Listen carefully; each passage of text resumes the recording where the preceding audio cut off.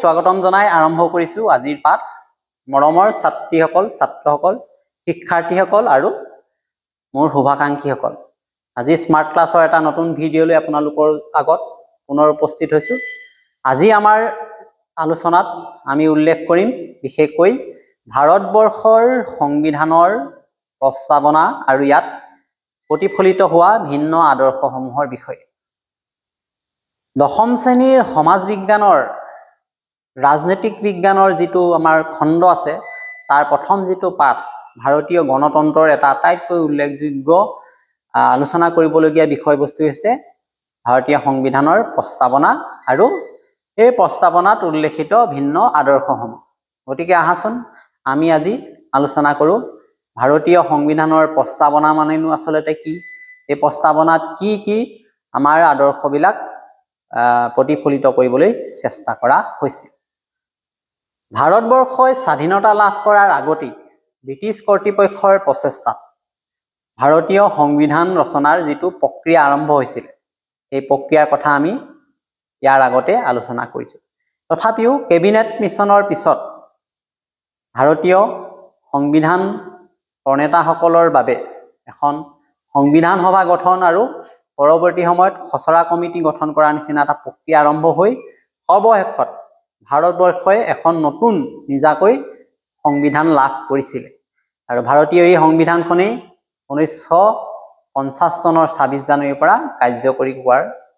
কথাটো আমি সকলোৱে জানো এই ভাৰতীয় সংবিধানখনৰ যেটো মূল ভেটি মূল মৌলিক গাঁথনি তাৰ সম্পৰ্কে জনাৰ ক্ষেত্ৰত আটাইতকৈ আমাক সহজে বেছিকৈ সুবিধা কৰি দিব এটো হৈছে প্ৰস্তাৱনা আসলতেনো কি এই কথাটো জনা আমাৰ অতি প্ৰয়োজন সংবিধানৰ প্ৰস্তাৱনা হৈছে ইয়াৰ এক পাতনি অৰ্থাৎ যিকোনো এখন গ্ৰন্থৰ যেনেকৈ এটা সূচীপত্ৰ থাকে এই সূচীপত্ৰখন আমি পঢ়িলেই গোটেই গ্ৰন্থখনত আসলতে কি আছে কি বিষয়বস্তু গ্ৰন্থখনত আলোচনা কৰা হৈছে প্ৰতিটো পাঠৰ অধ্যায়ৰ বিষয়ে গম পাম ঠিক একেধৰণে ভাৰতীয় সংবিধানৰ প্ৰস্তাৱনাটো গোটেই সংবিধানখনৰ যেটো সামগ্ৰিক ধাৰণাটো ইয়াত দিয়া হৈছে গতিকে এই প্ৰস্তাৱনাক বহুতে বিভিন্ন নামেৰে নামাকৰণ কৰিছে বহুতে কয় যে সংবিধানৰ প্ৰস্তাৱনা হৈছে ইয়াৰ পাতনি কিছুমানে কৈছে প্ৰস্তাৱনা হৈছে সংবিধানৰ আত্মা বা বহুতে ইয়াক কয় যে প্ৰস্তাৱনা সংবিধানৰ চাবিকাঠি দুৱাৰদলি বিবেক এই ধৰণে বিভিন্ন ধৰণে ব্যাখ্যা কৰা হৈছে গতিকে প্ৰস্তাৱনাই এটা অতি গুৰুত্বপূৰ্ণ অৰ্থ বহন কৰে যাৰ যোগেদি আমি সংবিধানখনৰ গোটেই মৌলিক গাঁথনিটোৰ বিষয়ে জানিব পাৰিম এই প্ৰস্তাৱনাখন আমি ভালকৈ পঢ়িলে তাতে আমি গম পাম যে প্ৰস্তাৱনাতেই উল্লেখ আছে যে ভাৰতবৰ্ষৰ সংবিধানখন ৰচনা কোনে কৰিছে ভাৰতীয় লোকসকলে কৈছে ঠিক তেনেকে সেই সংবিধানখন কাৰ কাৰণে কৈছে ভাৰতীয়সকলৰ কাৰণে কৈছে আৰু তাতকৈ ডাঙৰ কথা উল্লেখ আছে যে ভাৰতীয় সংবিধানৰ এই আঁৰত থকা বৃহৎ শক্তিটোৱে হৈছে ভাৰতীয় জনসাধাৰণ গতিকে এই সংবিধানেই ভাৰতক এক গণতন্ত্ৰ হিচাপে প্ৰতিষ্ঠা কৰাৰ যেটো গাঁথনিটো মৌলিক গাঁথনিটো আমাক আগবঢ়াই দিয়াত সহায় কৰিছে ভাৰতবৰ্ষৰ প্ৰস্তাৱনাত ভাৰতীয় সংবিধানৰ বিভিন্ন আদৰ্শবিলাক ভিন্ন দিশত প্ৰতিষ্ঠা কৰি তাক উপস্থাপন কৰিবলৈ চেষ্টা কৰা হৈছে বিশেষকৈ ভাৰতীয় সংবিধানৰ মৌলিক আদৰ্শ হিচাপে আমাৰ উল্লেখিত বিভিন্ন দিশবিলাক হৈছে ভাৰতবৰ্ষক এখন গণতান্ত্ৰিক গণৰাজ্য ধৰ্মনিৰপেক্ষ সমাজবাদী সমাজ ৰাষ্ট্ৰ হিচাপে প্ৰতিষ্ঠা কৰাৰ যি চেষ্টা ভাৰতীয় এই সংবিধানৰ আদৰ্শসমূহ এই প্ৰস্তাৱনাৰ যোগেদিয়েই জনসাধাৰণক ভিন্ন ক্ষেত্ৰত প্ৰতিফলিত কৰিবলৈ চেষ্টা কৰা হৈছে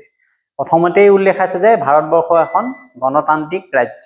বা গণতান্ত্ৰিক ৰাষ্ট্ৰ গতিকে ইয়াত ৰাজতন্ত্ৰৰ ব্যৱস্থা নাই ইয়াত ৰজাৰ ব্যৱস্থা নাই ভাৰতবৰ্ষ গোটেই যেটো শাসন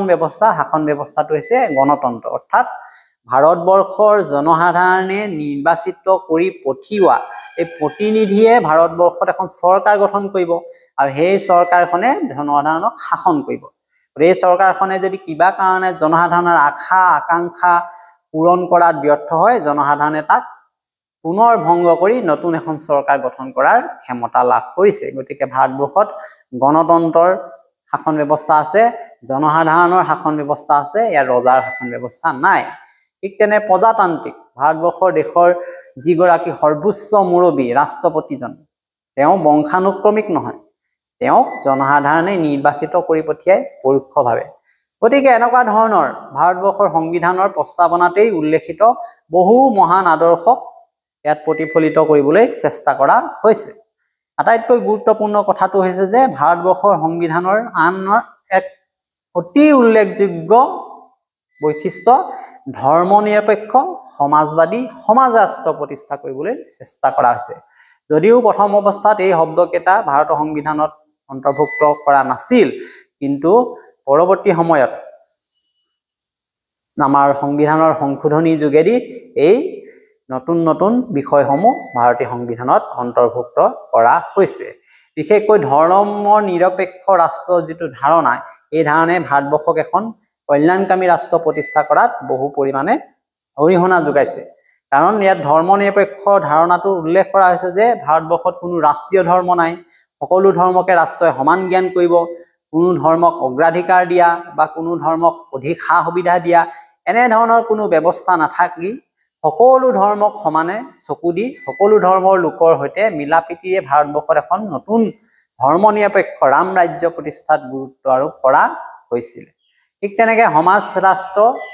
বা সমাজতন্ত্ৰ প্ৰতিষ্ঠা কৰিবলৈ ৰাষ্ট্ৰৰ যিবিলাক সম্পদ আছে সেইবিলাক ৰাষ্ট্ৰীয়কৰণ কৰা,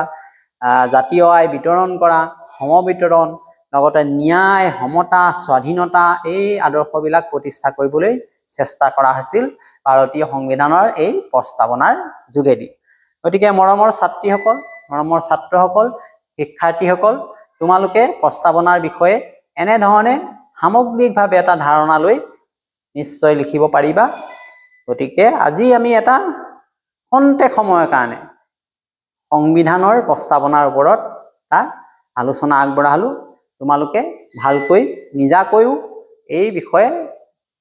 তোমালোকৰ পাঠ্যপুথিত অধ্যয়ন কৰিলে এই বিষয়টোৰ প্ৰতি তোমালোকৰ জ্ঞান আৰু বৃদ্ধি কৰিব পাৰিবা। গতিকে ভৱিষ্যতে পুনৰ এটা নতুন ভিডিঅ' লৈ অহাৰ প্ৰতিশ্ৰুতিৰে তোমালোকৰ পৰা আজি বিদায় লৈছোঁ। লগতে তোমালোকে এই পেজখন ফ'ল' কৰিবলৈ নাপাহৰিবা। ছাবস্ক্ৰাইব কৰা, লাইক কৰা, শ্বেয়াৰ কৰা, কমেণ্ট কৰা। লগতে মোৰ এটা ইউটিউব চেনেল আছে, জ্ঞান সাগৰ সলিউশ্যন উইথ পংকজ, তোমালোকে ছাবস্ক্ৰাইব কৰিবলৈ নাপাহৰিবা। তাতে এনেকুৱা শিক্ষামূলক বহুতো ভিডিঅ' দিয়া আছে। তোমালোকৰ পাঠ্যপুথিৰ আধাৰত প্ৰস্তুত কৰা এই ভিডিঅ'সমূহ তোমালোকৰ কাৰণে সহায়ক হ'ব। গতিকে আজিলৈ ইমানতে মোৰ এই তোমালোকৰ আলোচনা ইমানতে সামৰিছোঁ। Thank U.